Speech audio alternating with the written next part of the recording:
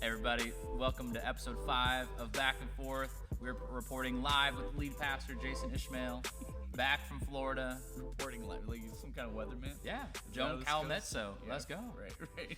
But in week 5 of the series called Ask, the guy's inclined to say yes to the things he told us to ask him for. And you told us about Jesus' prayer, and forgive us our debts, as we also have forgiven our debtors. At Stony Point, this was the main conversation we had again and again. Because you said forgiveness is not these things, and you said forgiveness and reconciliation are different. Can you go a little bit further into that? What is reconciliation? Man. When do you know to be reconciled? When is the line of like, I am trying to forgive, and like God is leading me to reconcile? Like, can you just help us understand? Yeah. Well, we're obviously coming right out of the Lord's Prayer, and forgive us our debts as we also forgiven our debtors. Right. So there's really two pieces here that we've covered in these 2 weeks. And you consider first what God does with us. Yeah. So his forgiveness for us sets the stage. Yep. It's the standard by which we forgive everybody else. Right. And so the beautiful thing is that really is the ideal. And so, we talked about what forgiveness is not. It is not to say that what happened was okay. Right. That it wasn't bad. I don't think forgiveness calls us to wreck our integrity when it comes to some ethical or moral situation. And so, because I think there's a lot of people that get hung up on that, and I would agree. I mean, like, if you're looking back on something, there's no way you look back and say, "Oh yeah, that wasn't bad." That's not forgiveness. Right. Forgiveness isn't just ignoring something that happened in the past. Right. It's we talk about the idea of forgiveness being able to open your hands up to release your right to vengeance. Right. Your right to be upset. I mean, literally to forgive a debt. Right. Reconciliation's interesting though. It is related, Right. but it isn't the same thing. Sometimes forgiveness is going to lead to reconciliation. Right. To reconcile, it literally its root means compromise. Yeah. From both sides. And so I'm going to take a step toward you. Yeah. You're going to take a step toward me. Yeah. And we're going to try to lay down our weapons. We're going to try to stop the war Right. and restore some relationship. Guys, I can think of times where absolutely that needs to be the goal. And I think normally that's the thing that we're striving for. Right. I can also think of situations, though, where that would be dangerous even. Right. To walk back into relationship, or even impossible. I mean, think about it this way. If you're trying to forgive someone that passed away 20 years ago, you're not going to be able to reconcile with them. There isn't Right. going to be relationship. And so you can have forgiveness without reconciliation. But honestly, my prayer, where I see the miracles a lot of times, is not to like go, well, I can forgive, but I don't need to worry about reconciliation. A lot of times the Right. hard work is in reconciliation. So man, if you made So that step, how do you know when that line is? Because like hypothetically, if Jason threw a frozen turkey through my car window, I'm mad at you. I forgive you. Yep. You should forgive me for nothing I did wrong, and then we should reconcile. But that's a silly example. What about in real life? Divorce. What about in real life? She lied about me at school. What about in real life? I get bullied online. Yep. How do you know when I should reconcile? man, I'm not going to be able to answer this perfectly, obviously. Yeah. Because Or what's a prayer we could pray? Like, what's a way we can invite God into that? the best advice I could give Yeah. is that you have to follow the Spirit's ushering in this. If the Spirit is leading you to reconciliation, I mean, some of these things will be scary. Yeah. I was thinking about Hebrews 14:15 talks about making every effort to live at peace with one another. Yeah.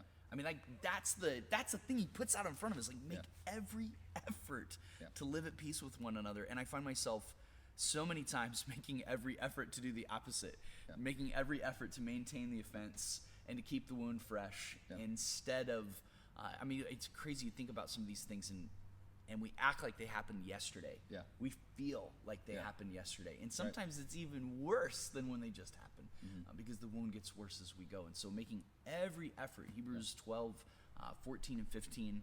I think about Romans too. Like, so much as it depends upon you, have unity with one another. Yeah, So right. It's a constant theme in Scripture. If follow the Spirit's ushering.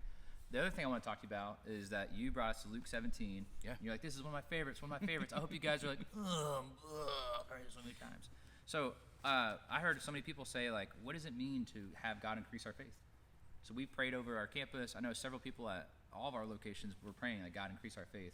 What does that look like? What does that mean? Like, how do I know that it's working? How do I know, like, I'm turning the car of faith on? How do I know when it's getting the RPMs are going up? All right, so a lot of times in our culture, we think faith is a mental exercise. So I think something, and of course, your thoughts have a huge impact on what you do. But faith isn't just thinking. Faith is, I always like to illustrate it this way.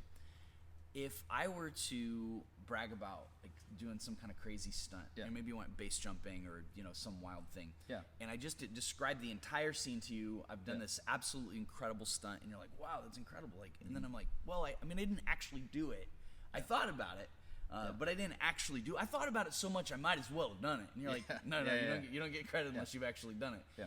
This is like saying it is faith without the leap. You got to jump. You got to do the thing. I mean, Hebrews says that faith is substance. Literally, the Greek word is hypostasis.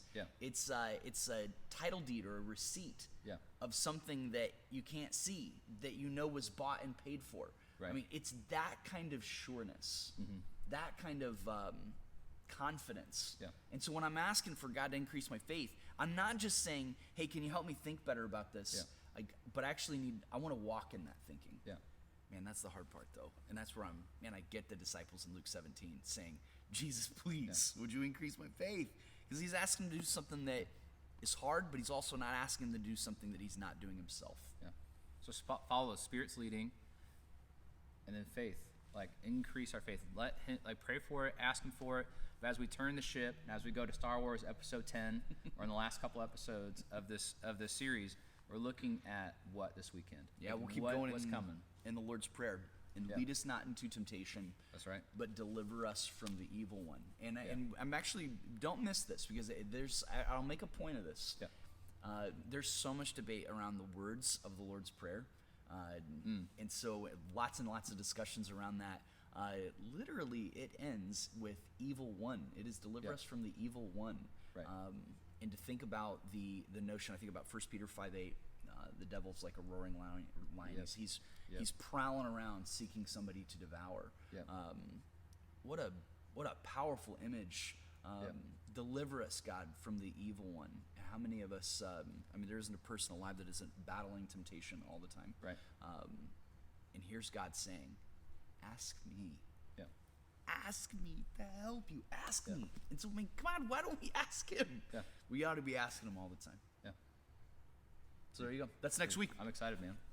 So if you've missed any of our services, man, we would love for you to go back and watch them on YouTube. We want to encourage you to come onto one of our campuses, whether in Olwine or Stony Point or Marion, to worship together, to seek God together, and just watch him do immeasurably more than we can ask, see, or imagine.